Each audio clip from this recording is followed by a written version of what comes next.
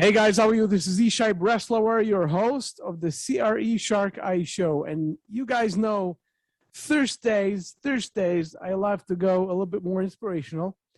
And today we have a special guest, Naphtali Hoff. Thank you so much for being with us today. Naphtali, I saw all your stuff. And, you know, guys, I would just want to tell you that Naphtali is a super coach when it comes to professionals. And Naphtali, give us just, an intro of like a 2-minute elevator pitch of what you guys do. Absolutely. So thank you, Yishai. It's a pleasure to be with you. I'm very excited for this conversation. I think, we had our little back conversation prior to recording, and we share some experience in education. So I'm a former educator and specifically school leader. About 8 years ago, I transitioned out of formal school leadership into coaching and consulting. And so I focus on leaders, both educational and nonprofit, but as well, many business owners, entrepreneurs, and leaders to help them maximize their impact. And specifically, we focus on things like time management, productivity, delegation, really understanding people, understanding how we can leverage our capacity as leaders to get the most from ourselves and from everyone that we touch every single day in the work that we do. So first of all, it sounds very exciting, but before we're going to dig into exactly what you do and how you can help other people achieve the best that they can achieve. And this is all what we are about today. That's what we're going to do. We're going to help everyone who's listening to achieve their very best with everything that we've mentioned right now. I want to go back to your own story. With Naphtali, how you started with education, what brought you to this part of the business of coaching? Sure. So, education is its own story. The connection to coaching, I think, is very natural, and I guess I'll get to that in a minute. I'm a former yeshiva student, grew up Orthodox Jewish, and so it's not uncommon for the next step after years of Talmudic and other studies, biblical studies and whatnot, to move from student to teacher. It's a pretty common pathway. And so it was the natural next step. I had just married my wife. She's from Chicago. We were living there. I was in a, I guess you'd say, post-Talmudic intensive study program called a kollel, which is common for people to get married and then continue in their studies. And an opportunity presented itself. It happened to be a great opportunity for me because I had anyway, at that point, almost completed my graduate level degree in education. That was the track I was planning. And I had an opportunity at one of the local schools to begin teaching. So I started teaching there. I was there ultimately for, I think it was 12 years. Concurrent to that, I began to take on some part-time administrative responsibilities and eventually became a principal of what we call the general studies or the secular studies program of one of the local yeshivot, one of the local day schools. And that propelled me to my next step, which was to become head of school. So it was in that process, and not only was I trying to understand and deliver high quality education, but I was also trying to understand leadership. When you teach, you're not just teaching to robots, you're teaching to people. And you want those people to not only learn the information that you're providing, but you also want them to be inspired by it. Because religious studies is not just information, it's a way of life. So it's all about connecting deeply with people. It's about understanding what's going to motivate them, what's going to get them to embrace and connect with things on a much deeper level. And that began a process that allowed me, if I can inspire students, then no reason I couldn't inspire adults as well. And in that process, I began to not only carry out leadership responsibilities every single day, but also to think and contemplate, understand motivation, understand engagement, understand communication, a lot of the soft skills, Yishai, that I think oftentimes get lost because so often we think, well, if I just know the technical side of what I do, I'm going to be successful, right? But that's really not the case. For the most part, the leaders are no longer the doers. The leaders are the ones who are finding others who are doing the primary work, and the leaders are creating the framework, the vision, the strategy, and the goals that help those individuals become successful. Because if we try to do all the work ourselves, we're not going to get very far. But if we could find other people and leverage their abilities, automate it, whatever it might be, to create next level performance and productivity, then our leadership can scale and our businesses can scale. So when I was looking for my next path, I kind of hit up against a bit of a dead end or a wall, which oftentimes happens in school leadership. I decided that instead of doing more of the same, I would create an opportunity for myself to impact others on a much broader scale. So instead of working in one building, one institution all the time and kind of devoting my life to them or to that, I wanted to impact so many others by making a difference on the leadership level specifically, because we know that if you impact the leader, if you help the leader grow, everybody else benefits. So when I did my dissertation, which focused on what it is that school leaders do that most motivate teachers to perform at their highest levels, the research is very clear that either level 1 or level 1A, as far as student academic performance is concerned, I'm not talking about, culture, I'm not talking about motivation, I'm not talking about general happiness or connection to an institution, I'm talking about actual performance in the classroom. The single greatest impact, or perhaps the second, depending on which research you subscribe to, is performance of academic leadership. Meaning if principals are doing their jobs well, and there's a list of things they need to be doing, but if they're doing those things well, there's a very high correlation on how students actually perform in the classroom. And the same is true for business, right? If a leader is doing what he or she needs to be doing every single day, people around them are going to perform better. So I was very interested in that whole process. I felt that coaching was the natural outgrowth of education. Even though it's not about teaching, it's about asking, right? It's about, achieving clarity about what needs to happen. It's awareness. I call it the 2 A's, awareness and accountability. So what needs to be done to help my business grow, for example, and what am I going to make myself accountable to? What goals will I set? And will there be accountability on the back end of those goals to make sure that they're happening, right? We could commit to whatever we want, but unless we take action, it's not going to drive results. So that's really what the coaching process has been for me. And the mastermind groups, which I've started to run since last year, are all about the same thing, except for instead of being one-to-one with me as a coach, it's one-to-many with me as a facilitator. But the same idea of people supporting one another, helping them solve their stickiest problems, and then providing accountability with reporting, with constant sharing of goals. The more we hold ourselves accountable, the more successful we will be. Tell me something. Is there any one specific that you could point out at that gave you that inspiration to become, meaning to make that move? From education to coaching? Yes. Well, yes. I felt that, well, first of all, I wanted to become my own boss.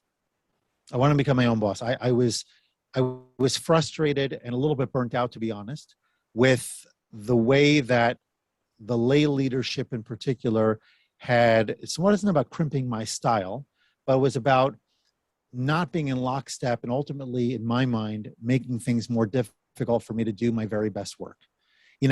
When you go into education, for example, or anything you do, if you have a passion for it, which I certainly did and continue to have, you want to do what lights you up, right? But not every part of school leadership is that for most people, right? What lights me up as a school leader? It's delivering, an engaging message to students. It's providing teachers with the very best tools to succeed. It's visiting classrooms. It's not, reviewing 1,000 report cards. It's not making sure that our budget is balanced. It's not chasing after donors. They're things that I love. They're things that I needed to do in order for my job to work. But I wanted to do more of what I loved and less of what I didn't love. Now, it doesn't mean that in coaching, I don't have to do things I don't love, right? I still have to build a business. That was hard for me, right? I didn't have a business person's mindset. I had to develop that. I thought I could just hang a shingle and have a coaching business. Not so fast, right? You got to do a lot of things in order to be successful. But at the same time, the work that I do day by day is much more purposeful. That's number one. And number two, like I said before, I wanted to scale my impact. And I felt the only way to do that was to be in a position where I'm not tethered to a single institution.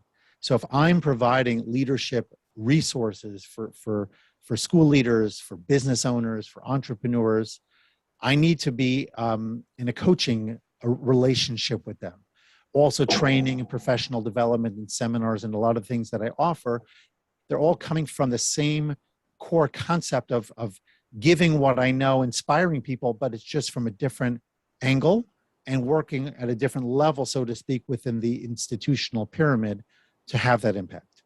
You know what? I loved what you said before, and you pointed out that you can help principals, you can have head of schools, etc., because what they will do will project on their staff, on their students, etc. This is exactly the same, just like the entrepreneur, the CEO, the owner on a business.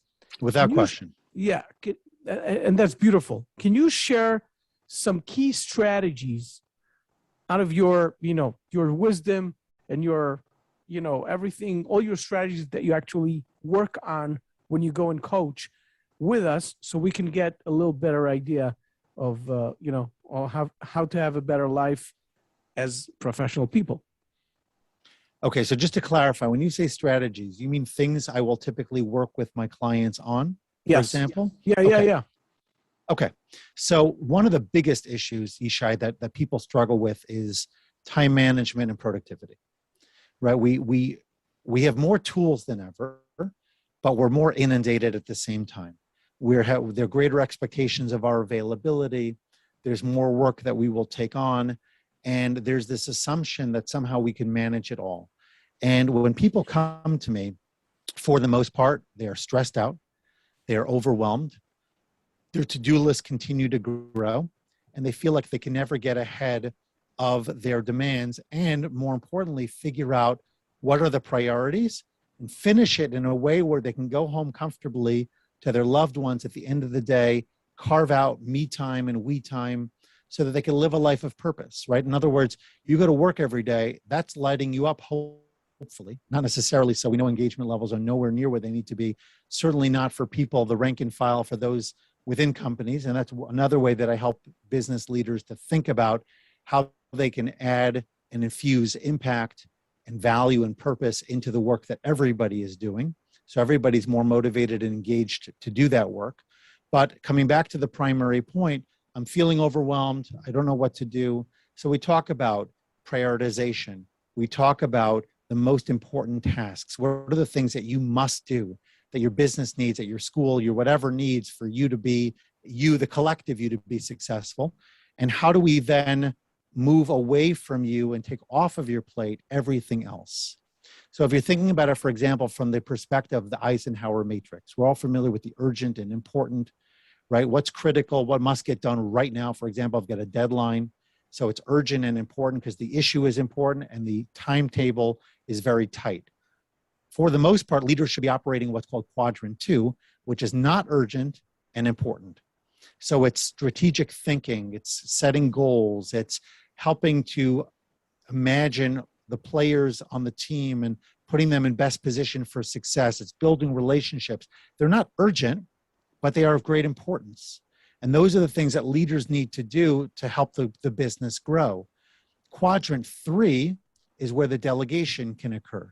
And that's where the items tend to be more urgent in nature, but not of high importance.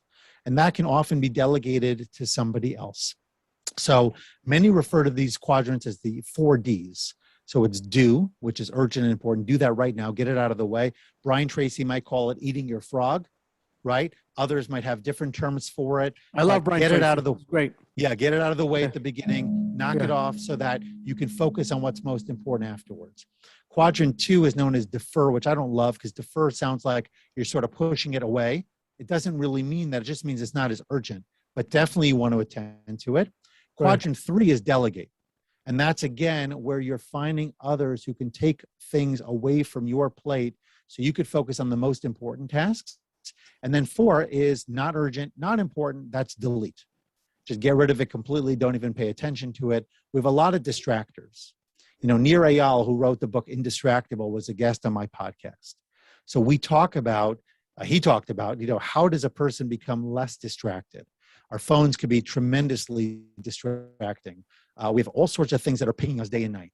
So we have to figure out, how do I figure out what's most important? And then one thing I work with leaders on, I think it's seriously important, not to make a to-do list, though you could have one, but the to-do list shouldn't drive your work. It's blocking your calendar. It's scheduling the things that need to get done and doing so in a way that will motivate you to do it within a tighter window than you might comfortably be prepared to set aside. So for example, if you think a task is going to take, I don't know, an hour, you block out 45 minutes to an hour. So keeping in mind, by the way, that you might need a little bit of extra time. So I'd add a little bit of a space between that and the next task, because we do know that sometimes we're bad at estimating how much time a task will take. On the other hand, you have Parkinson's law, which says that tasks will take the amount of time allocated to them. So if I give myself an hour, if I give myself 3 hours, the same task could take 1 hour or 3 hours, depending on the mindset I go into the task with. So using our time effectively, blocking out everything else and saying, for these 30 minutes, for these 60 minutes, I'm going to do X. And I'm going to do that to the exclusion of everything else. I power down my phone. I'll tell my secretary I'm not available, whatever that means for you. So nobody could schedule over it. And now my time is blocked out. The same way my time is blocked out for you right now. I'm not taking phone calls. I'm not responding to anybody. I've set my phone to do not disturb. I'm locked into our conversation. And of course, it's a lot easier because you are sort of an accountability partner for me right now. But you can set that for yourself too. You can have somebody in your office that is going to ask you an hour after you've set this time, did you complete your task? You could ask them to do that. That creates a level of accountability. But it has to be accountability from somebody who you respect and actually, quote, answer to. If it's somebody you're going to blow off, it's not going to be valuable to you. But holding accountability to whatever you say you're going to do is going to be very empowering, because it forces you to lock in when otherwise you might cut yourself some slack. And we're notorious for doing that, right? We'll let ourselves go if nobody else is holding us accountable. And if we're the boss, who really will hold us accountable? Except for our customers, our bottom line, maybe our board of directors, depending on who we answer to. But in the moment, most of our direct reports won't hold us accountable unless we empower them to do so. Naphtali, I want to do something. I love what you said now. I love the 4 quadrants. I love your system. Let's do something. Let's go a little bit wild. If you could help us, because I'm sure you have the experience, helping all these people. If you could give us like sort of a fake example. Let's say comes to you an executive, he's running a company and he has X amount of stuff in the schedule. Could you sort of like go and specify right now, what is Q1, what is Q2, what is Q3, and what is Q4? Like give us like live examples. I can, yes, I can give you examples. But before I do, I will also tell you, Shay, in fact, I have this going on with my business mastermind right now. I gave them an activity log as well as the Eisenhower matrix. The activity log asks every individual to write down what are they doing every single day, and also asks them to rank it in terms of importance. So we start to become more mindful of the things we do. And this way we can go back and reflect on it and say, did I need to be doing this? Should I have spent that much time there? That kind of thing. You can't do it unless you have a record. Now you could use an app, you could use a piece of paper, it doesn't really matter, but it's something that you're going to do. And the reason I do that again is because I want people to start thinking about things in advance. And if I condition my mind to say, urgent and important, not urgent, not important. I know that it sounds a little mechanical in a sense, but it becomes pretty quick. We kind of like our brains start to filter things out. Right, if you get used to do that every day. Yeah, do I need to take this call? Can I call that person back later? Is there any reason I can't be like Brian Tracy would say, setting my email to a quote, do not disturb or autoresponders that I only respond between 11 and 12 and between 4 and 5 in the afternoon, so that I can be focused on other things, because email we know is the biggest distractor of them all, right? Constantly pinging us with all sorts of new responses, and our brains want the dopamine, so we're drawn to it, even if the value is typically very low, but occasionally there's that winner. Not mentioning all those, how do you say, the auto response, the auto stuff that you have here. The spam. The spam and the messaging and whatever, the WhatsApps and all these things that you have on the phone. Right. It's crazy. So when you're more mindful, then you could start to be your own policeman, let's call it, and make those determinations. Right. Now let's go back to your question. So urgent and important, again, I mentioned a deadline, for example. Now, think about it like this. Let's say you've got to get a proposal to a client, Isha. All right. Now, if your client asked it from you 2 weeks ago, Yes. and you had 2 weeks to do it, so that whole time until recently, it was important but not urgent. Now, because you've delayed on it, you haven't provided it, and it's a big proposal and requires a lot of information, figures, whatever it might be, all of a sudden it got escalated to urgent and important because the urgency came in afterwards when it wasn't acted on sooner than later. So you actually can, to a degree, control the quadrant based on your responsiveness to what needs to happen, how proactive you are, all of those things. That said, there are things that will always be urgent and important. You know, God forbid a safety issue, right? If there's something going on in your workspace that's a safety concern, that's got to be dealt with right away, and for the most part, could not be predicted. If, like, use a school example, if the fire department shows up and they're doing a fire drill, right? They don't tell you; it's unannounced. Right. They show up, and boom, here you are. Let's get to work. You got to deal with it. Else, I drop it. Everything else has to be now the focus, right? If you're in building, you're in real estate, and a supervisor, a city inspector, somebody like this just shows up at your property, I imagine everything stops. You or your designees got to show up no matter what, right? Yes. That's urgent and important. Not urgent and important are the strategic things. Thinking about the goals for my business, attending professional development and training courses, participating in masterminds, things that we might do to help ourselves grow, things that we might do to chart a course for our business, things that we need to do, not today necessarily, but if we don't do them and we keep pushing them off, obviously it's going to ultimately hurt. Yeah, right. It's also what you were saying now, also the tasks that you have at hand that will become urgent within, let's say, if you have the deadline in 30 days, and you have 30 days to do them, and it's doable, it's manageable. Correct. You just have to get it done. Obviously, it's there, it's important. Don't get to the urgency part. Right. And think of sales, for example, right? So if I'm selling every day, if I'm showing up, I'm doing my power hours, I'm producing. So there's never, I don't want to say that there isn't a sense of urgency, but it's not urgent like if I don't do it in the next 5 minutes, something bad will happen.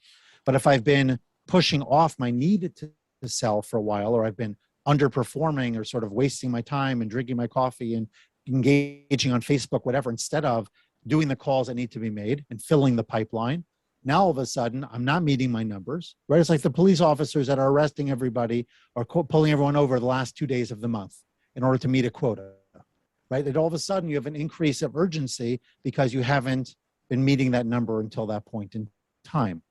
Quadrant 3, and again, quadrant 2 is where leaders really do want to be operating for most of the time, because that's where their impact is greatest. But we have to get out of the mindset of thinking that we need to be touching everything, controlling everything.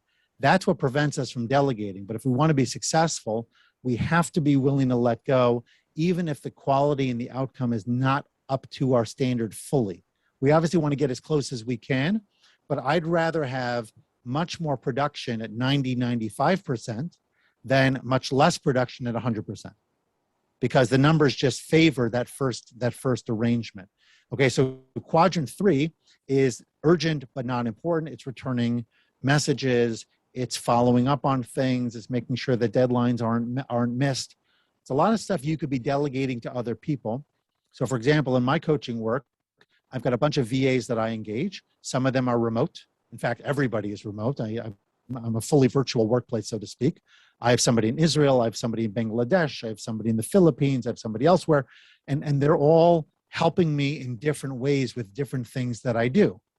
I've delegated them. Now, do I stay involved? Of course. Do I, look things over? Yes. Right? You inspect what you expect. So you have to look for the things that you want. And if you don't like it, you have to be able to coach and help train and nurture and all of that. And to use Ken Blanchard over here, so you're probably familiar with leadership and the 1-minute manager, the idea that there's this, that people develop, right? So at the very beginning, when you first onboard them, they're high motivation, but low skill set. So you've got to train them, but they need a lot of direction. And then as they continue, they need coaching, maybe not as much direction. So coaching becomes more question oriented rather than telling.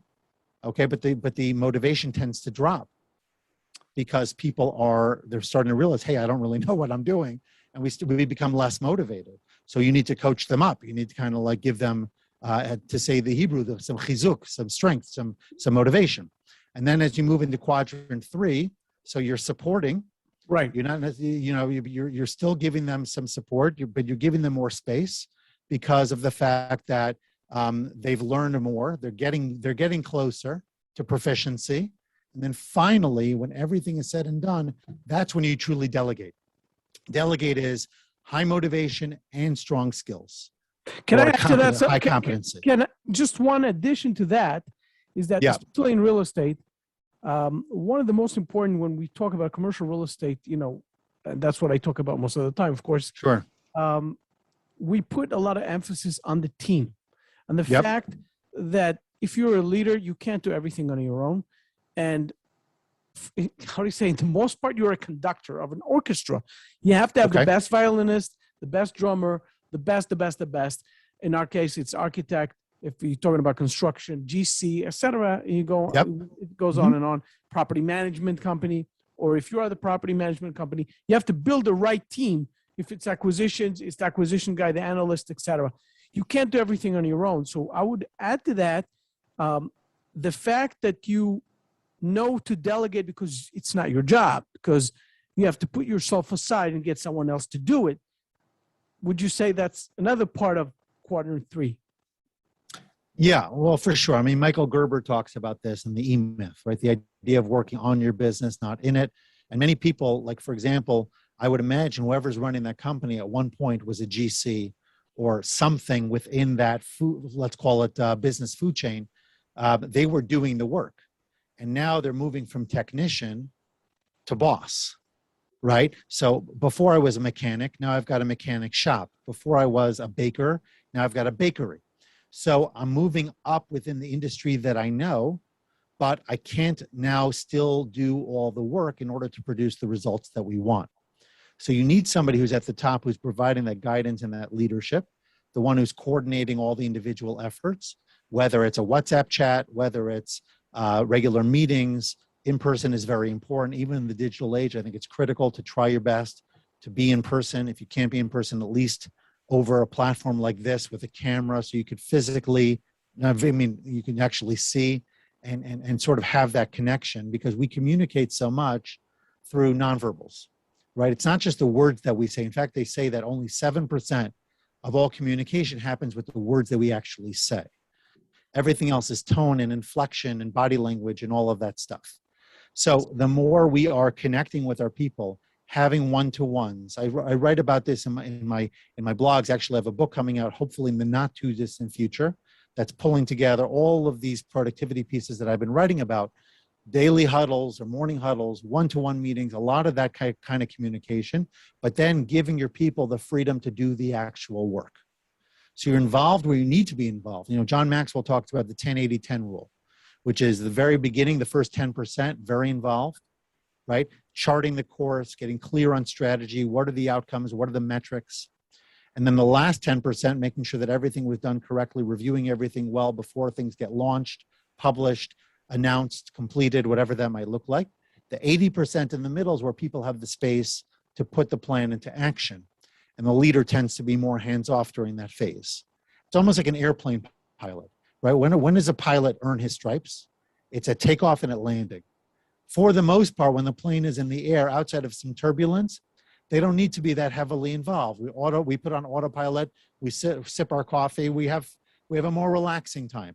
But it's at takeoff, and I need to be super locked in, and definitely at landing, but I need to make sure that we come down safely and comfortably for everybody involved, that the pilot really earns that salary, right? That's when everyone will judge them. So the same thing is true for any project. You got to make sure that it takes off efficiently with proper direction. Yes, you'll course correct here or there, but for the most part, if your people are good, they can do the job. And then you want to bring it to a healthy landing so that when it does come back to the client, come back to the customer, they like what they see, because you've made sure to be more heavily invested during the times that matter the most. That's very interesting. Tell me something. I saw this. What's the name of the book? Meaning, I saw a picture of the book on your site. And This book, yes, so it's there. You have a book. there it is in the flesh. It's called Becoming the New Boss. Yes, The go New ahead. Leaders, I'm blocking my name here. The New Leader's Guide to Sustained Success. It's actually, I think it's relevant to leaders of all stripes, whether you're new or not. In fact, I had it pre-read by people who are veterans of leadership, for-profit, non-for-profit. I think they felt 90+% of the content easily is relevant to any leader. It does happen to be a bit of a little bit of a biography too, in the sense that I talk about my own leadership journey, my own leadership challenges, relocating a family, starting anew in a new community, and focusing on a lot of the mistakes that I made, but at the same time, a lot of the wins that came out of being focused on good leadership and taking care of your people. And again, I messed up a lot. At the same time, Everybody I learned did. from that. And I wouldn't, honestly, I say this so often, I wouldn't be able to do what I do today if I didn't learn so much from what I did then. So sometimes our biggest, and this is, I think, just good inspiration for everybody, sometimes our biggest setbacks, we make mistakes. Sometimes things are beyond our control, might be market factors, the economy, political matters, whatever that might be. There's a lot of things that affect what we do, especially in construction, right? New regulations, for example. So it may not be our fault, but what we do with the challenges that are presented to us, we often think of who wants a challenge. I mean, nobody would want the struggles that they get, especially people who've had to endure a lot. But anyone who's had to endure a lot, whether personally, professionally, or both, and I can speak from personal experience.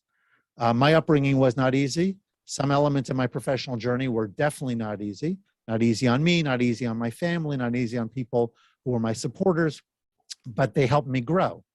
And the only reason I feel confident right now that I can walk into, whether it's a boardroom or a school building or a conference, and I can share ideas and inspiration and practical solutions, is because I was in that place. And I continue to work with people, so I learn more about their challenges as they go. And that really, I think, is what all of us need to be thinking of. What is my challenge at the moment? How do I best overcome it? And then, regardless of whether it's a challenge or just a project, stop and reflect. And this is a biggie because we're all, like I said before, we're so busy. So we're always thinking about the next project, the next thing I got to do. Well, let's go to my to-do list, right? Stop for a minute, put on the brakes, go back to the project you just completed, and do a comprehensive review, right? What went well?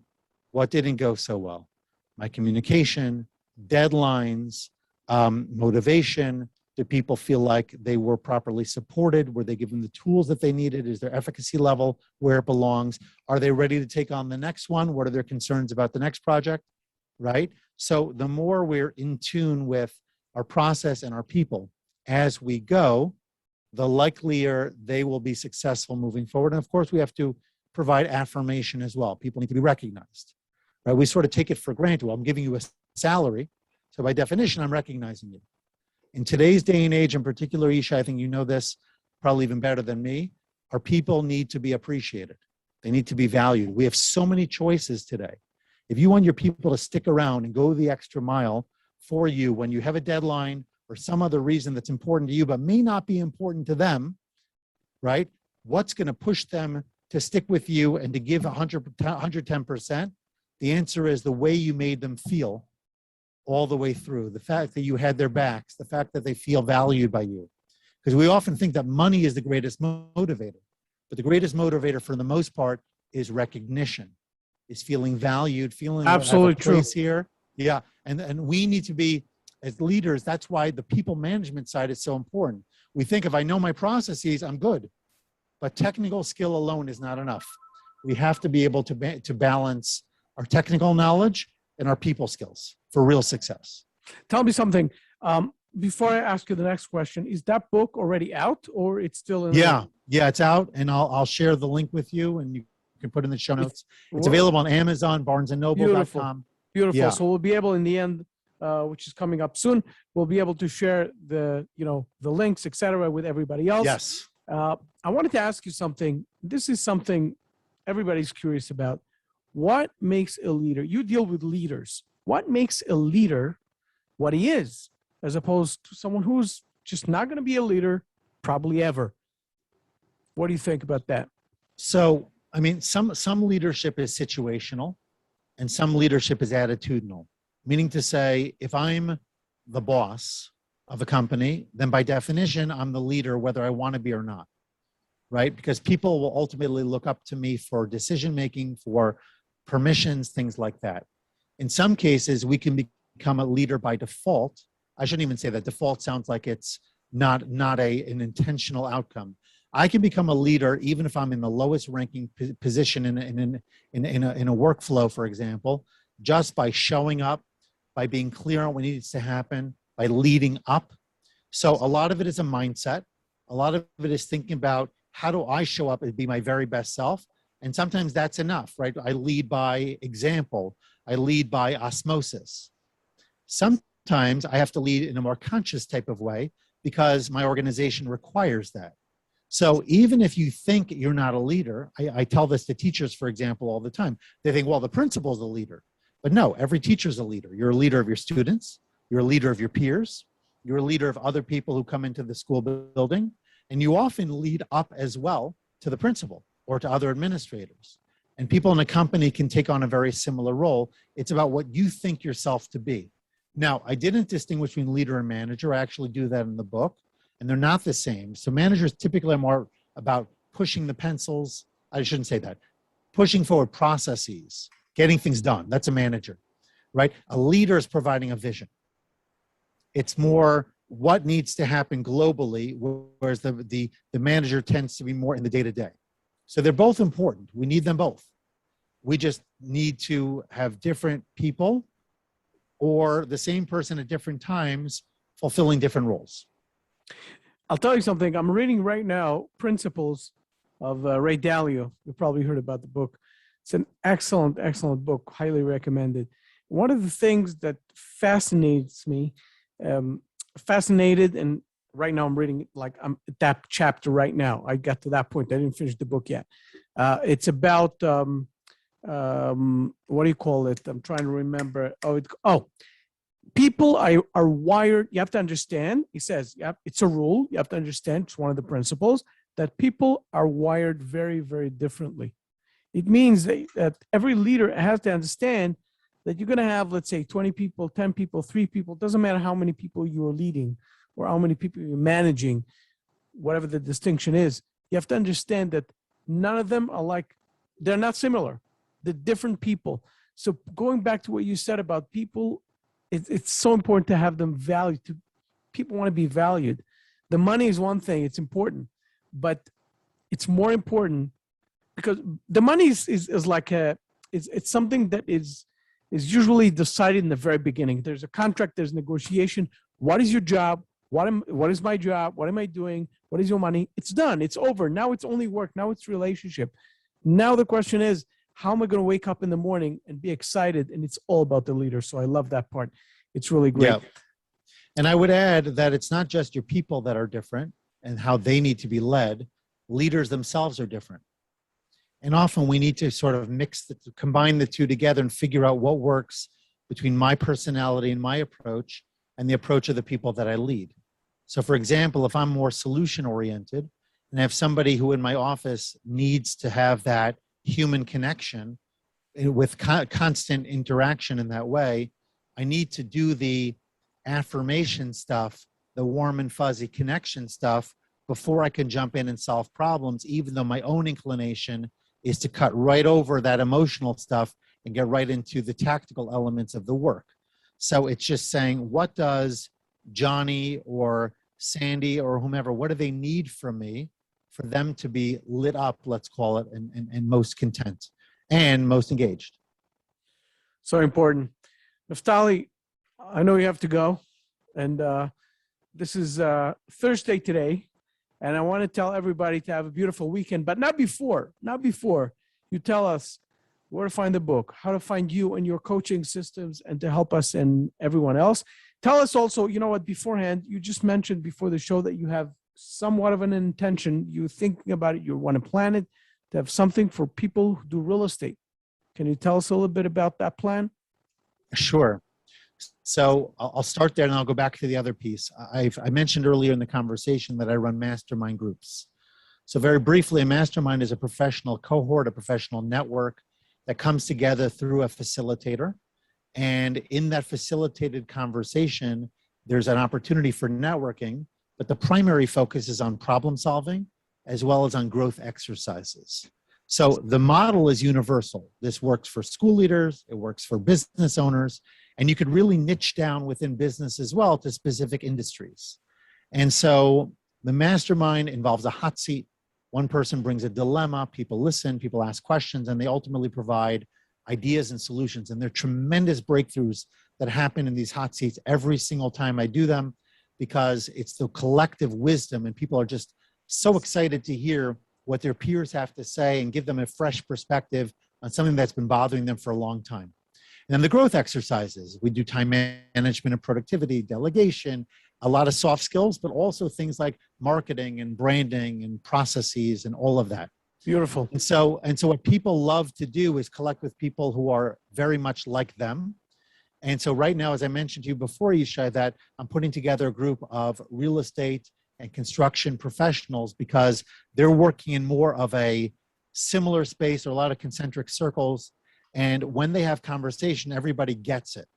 And so there's a sense of belonging. And of course, it's a much stronger network. So that's the mastermind.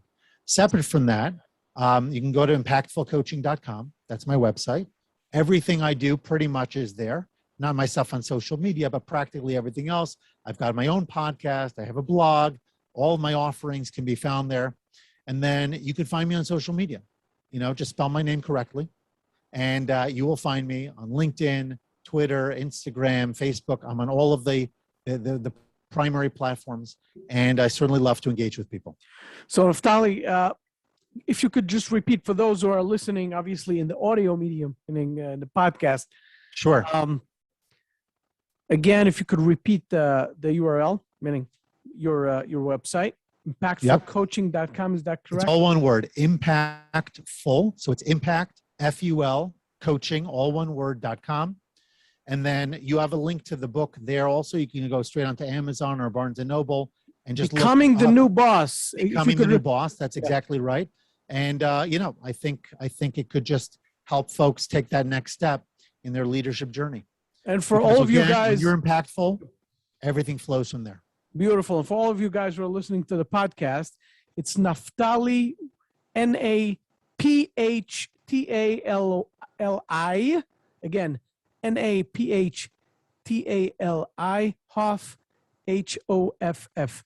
Hope you guys got it. And you can find him on LinkedIn and enjoy his insightful everything, advice, his experience. And obviously you can sign up for the coaching, as you heard, and check out the links above or below, wherever you are and where you're looking or listening, watching or listening. And with that, Naphtali, thank you so much for being with us. Really appreciate your time. That was great. Thank you, Yishai. It's been a pleasure. No problem. You guys have a beautiful weekend. Take care, and I'll see you.